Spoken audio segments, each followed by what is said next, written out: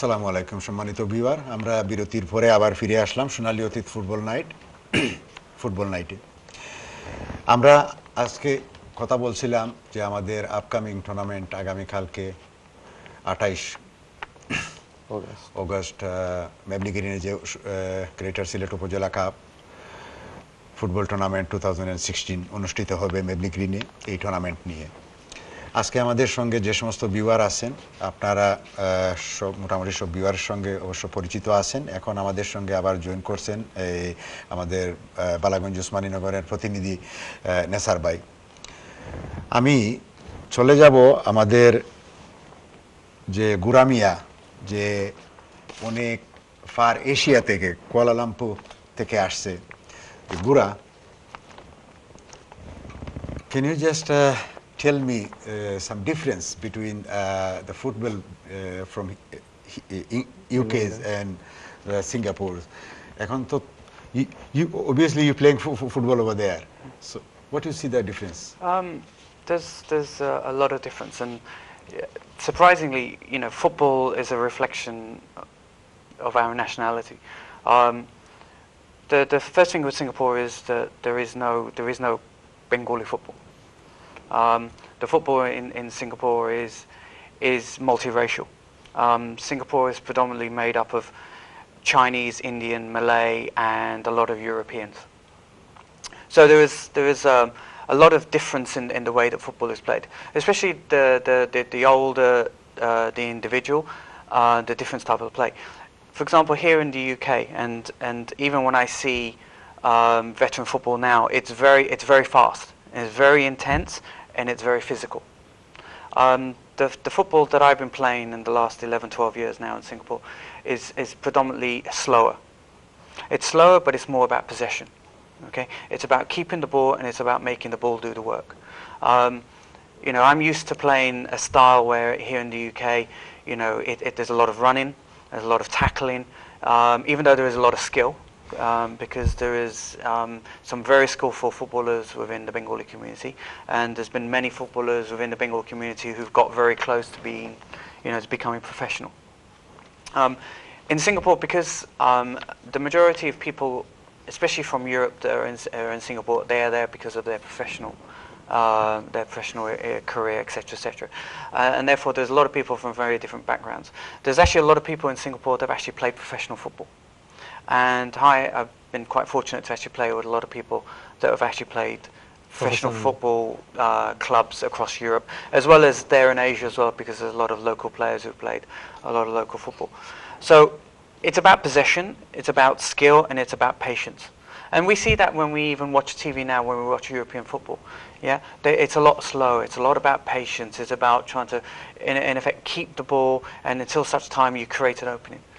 The UK style of football is very direct, yeah, and is very fast. And you can see this difference, or I see this difference, having played now in the Far East with a lot of European players, with a lot of Asian players, and also obviously being, from London and from the UK, and having played a style of football here. So there's a lot of difference. Is there any Bengali player in Singapore playing in a league? Apart from, you used to play, I think. Unfortunately, no, because there is a Bengali community in Singapore, but the community there is not as established as the community here in UK, so it's very, very small. And therefore, it's not about football. If anything, the Bengali community in Singapore is more about cricket. Okay. Yeah, and you see this when you go to the parks and to the beach. The Bengalis are very much into cricket and not into football. Last question to you is a small question. You have seen some Upajala friendlies. Okay. Who you think this year tournament will win? Well, who is the favorite? Personally speaking, I didn't fly 14 hours to be here to lose. So I'm here, of course, for Dokken Shuma, and hopefully we will win tomorrow. But when I look at the teams and I look at a lot of the players that I used to play for, and some of the Upazila that they will be playing for, there are some favourites there. I think last year's winners, Balagonj. They're going to be there or thereabouts. Jagannathpur, once again, a lot of very, very skillful players, and a lot of players that I've played alongside. So, to be perfectly honest with you, I think, outside of Jongapur, Balagonj, I don't think, and of course, Dok and Shuma, I think the winner will come out of one of those. Okay, thank you, Gura. Jamal Bhai, I will come to you. Let me just get a few things from this brother. I will come to you because I need to know something from you. আমি নেসার বাইরে খালি একটা জিকাইমু যে আপনি মনে করুকা আপনার Balaganj Osmaninagar again they are really passionate team last year they মানে তারা জেলাখান ডিসপ্লে করছে নাকি it was wonderful to see so আপনার কিতা মেসেজ আছে আপনার বালাগঞ্জ উসমানীনগর লাগে অবভিয়াসলি আপনি আজকে কিন্তু রিপ্রেজেন্ট করা দুইটা উপজেলারে তো আপনার কিতা মেসেজ আছে বালাগঞ্জ আর উসমানীনগর লাগে আর হ্যাঁ ধন্যবাদ ভাই আমার মেসেজ হইল উসমানীনগরের যে ম্যানেজার আছে মামুনুর রশিদ চৌধুরী তাই একজন যোগ্য ফুটবলার এবং ম্যানেজার আমি আশাবাদী যে খাইল তান টিমরে লইয়া বালা খেলা আমরা উপহার দিবা বালাগঞ্জ মোটামুটি যে বাইয়ে ম্যানেজিং করে আমার নামটা স্মরণ না তাই নয় একজন ফুটবলার হক ফ্রম নুরুল্লাহ হক বার্মিয়াম যে তো তাইনো যে টিম সিলেক্ট করছে আমি মনে করি তারা বালা খেলাইবা আর আমার একটাও আশাবাদী আমি আমার দুই উপজেলার দর্শক কইব লাস্ট ইয়ার জেলা আমরা দর্শক আসলাম প্রায়